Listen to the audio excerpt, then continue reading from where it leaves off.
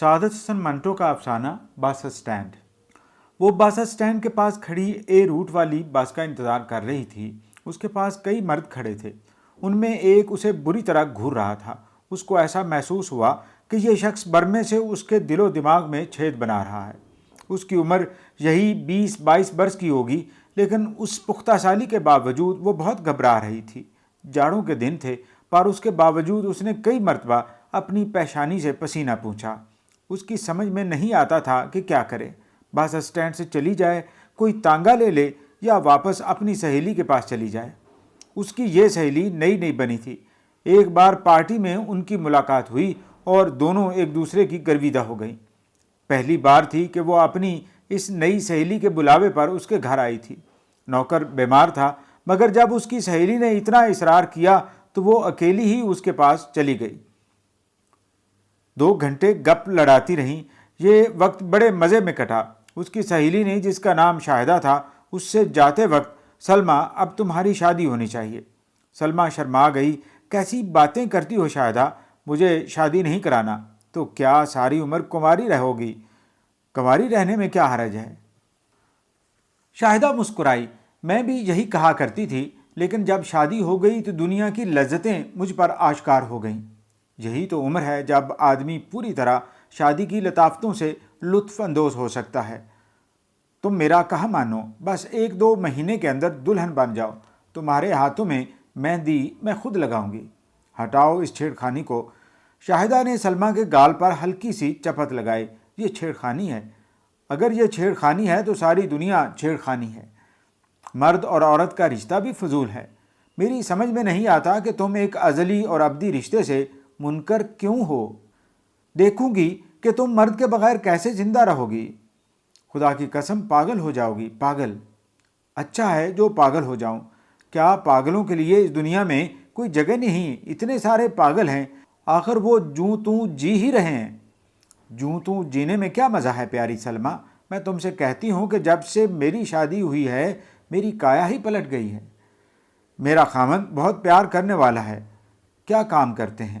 مجھ سے محبت کرتے ہیں، یہی ان کا کام ہے۔ ویسے اللہ کا دیا سب کچھ ہے، میرا ہاتھ انہوں نے کبھی تنگ نہیں ہونے دیا۔ سلمیٰ نے یوں محسوس کیا کہ اس کا دل تنگ ہو گیا۔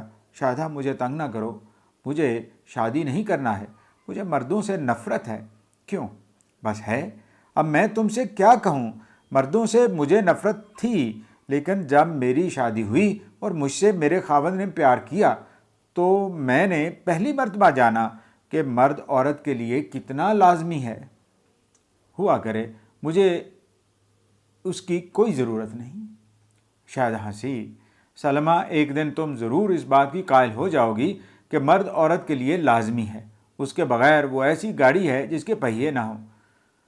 میری شادی کو 1 برس ہوا ہے۔ اس 1 برس میں مجھے جتنی مسرتیں اور راحتیں میرے خاوند نے پہنچائی ہیں میں بیان نہیں کر سکتی۔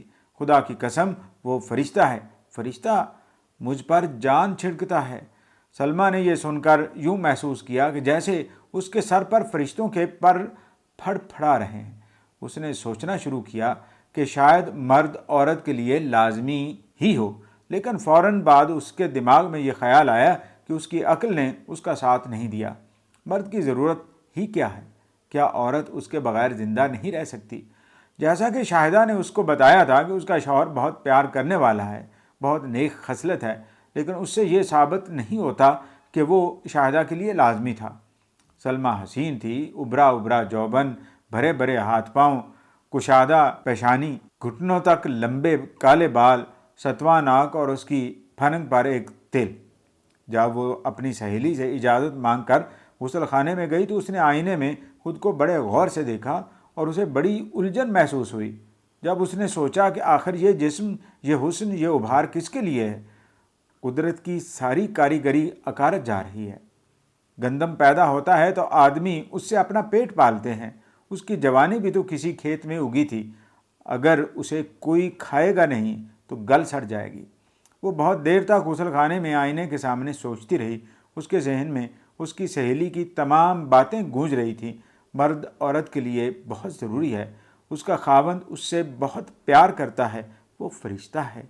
سلمیٰ نے ایک لمحے کے لیے یہ محسوس کیا کہ کہ اس کی شلوار اور اس کا دوپٹہ فرشتوں کے پر بن گئے ہیں۔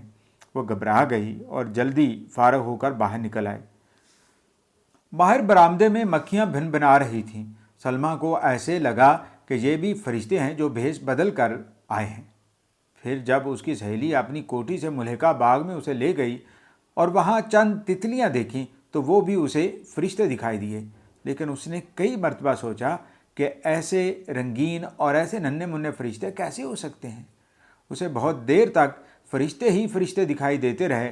جب اس کے قریب آتے، اسے پیار کرتے، اس کا منہ چومتے، اس کے سینے پر ہاتھ پھیرتے، جس سے اس کو بڑی راحت ملتی، لیکن ان فرشتوں کے ہاتھ بڑی تندی سے ایک طرف جھٹک دیتی اور ان سے کہتی، جاؤ، چلے جاؤ یہاں سے، تمہارا گھر تو آسمان پر ہے، یہاں کیا کرنے آئے ہو؟ وہ فرشتے اس سے کہتے، ہم فرشتے نہیں، حضرت آدم کی اولاد ہیں، وہی بزرگ جو جنت سے نکالے گئے تھے، پر ہم تمہیں پھر جنت میں پہنچا دینے کا وعدہ کرتے ہیں، چلو ہمارے ساتھ، وہاں دودھ کی نہریں بہتی ہیں اور شہد کی بھی۔ سلمیٰ نے یوں محسوس کیا کہ اس کے سینے میں سے دودھ کے ننھے منھے قطرے نکلنے شروع ہو گئے ہیں اور اس کے ہونٹ مٹھاس میں لپٹے ہوئے ہیں۔ شاہدہ اس سے بار بار اپنے خاوند کی تعریف کرتی۔ اصل میں اس کا مدعا یہ تھا کہ اس کے بھائی کے ساتھ سلمیٰ کا رشتہ قائم کر دے، مگر گھر پر یہ پہلی ملاقات تھی، اس لیے وہ کھل کے بات نہ کر سکی۔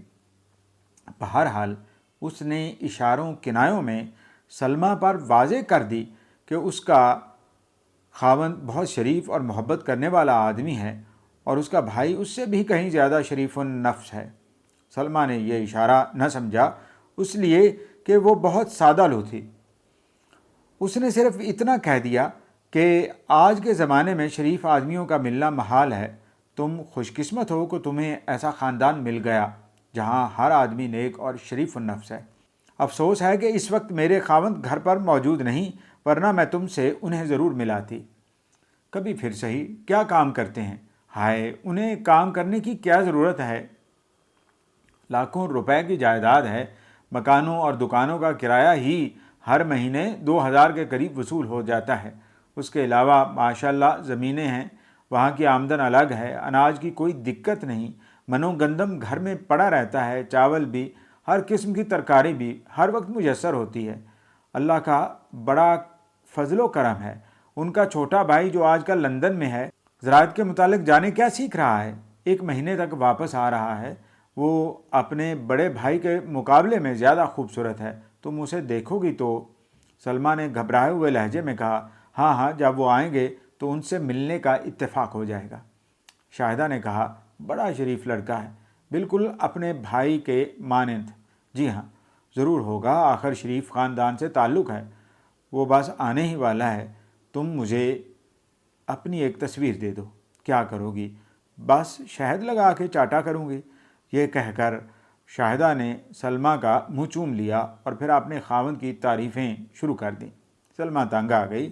اس نے تھوڑی دیر کے بعد کوئی بہانہ بنا کر رخصت چاہی اور بس اسٹینڈ پر پہنچ گئی، جہاں اسے اے روٹ کی بس پکڑنا تھی۔ وہ جب وہاں پہنچی تو ایک مرد نے اسے بہت بری نگاہوں سے گھورنا شروع کر دیا۔ وہ پریشان ہو گئی۔ جاڑوں کے دن تھے، مگر اس نے کئی مرتبہ اپنی پیشانی سے پسینہ پوچھا۔ اسٹینڈ پر ایک بس آئی، اس نے اس کا نمبر نہ دیکھا اور جب چند مسافر اترے تو وہ فوراً اس میں سوار ہو گئے۔ وہ آدمی بھی اس بس میں داخل ہو گیا۔ اس کی پریشانی اور زیادہ بڑھ گئی۔ اتفاق ایسا ہوا کہ بس کے انجن میں کوئی خرابی پیدا ہو گئی، جس کے باعث اسے رکنا پڑا۔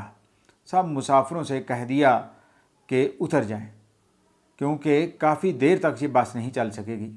سلمیٰ نیچے اتری تو وہ آدمی جو اسے بہت بری طرح گھور رہا تھا، وہ بھی اس کے ساتھ باہر نکلا۔ سڑک پر ایک کار جا رہی تھی، اس نے اس کے ڈرائیور کو آواز دی، امام دین۔ امام دین نے موٹر ایک دم روک لی۔ اس آدمی نے سلمیٰ کا ہاتھ پکڑا اور اس سے کہا، چلیے، یہ میری کار ہے، جہاں بھی آپ جانا چاہتی ہیں آپ کو چھوڑ آؤں گا۔ سلمیٰ انکار نہ کر سکی، موٹر میں بیٹھ گئی۔ اس کو ماڈل ٹاؤن جانا تھا، مگر وہ اسے کہیں اور لے گیا، اور سلمیٰ نے محسوس کیا کہ مرد واقعی عورت کے لیے لازم ہے۔ اس نے اپنی زندگی کا بہترین دن گزارا۔ گو اس نے پہلے حیل و حجت احتجاج کیا، مگر اس آدمی نے اسے رام کر ہی لیا۔ 3-4 گھنٹوں کے بعد جب سلمیٰ نے اس شخص کا بٹوا کھول کر یوں ہی دیکھا تو اس میں ایک طرف شاہدہ کا فوٹو تھا۔ اس نے ہچکچاہٹ کے ساتھ پوچھا، یہ عورت کون ہے؟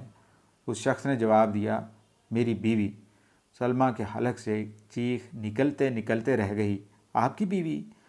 شاہدہ کا خاوند مسکرایا، کیا مردوں کی بیویاں نہیں ہوتی؟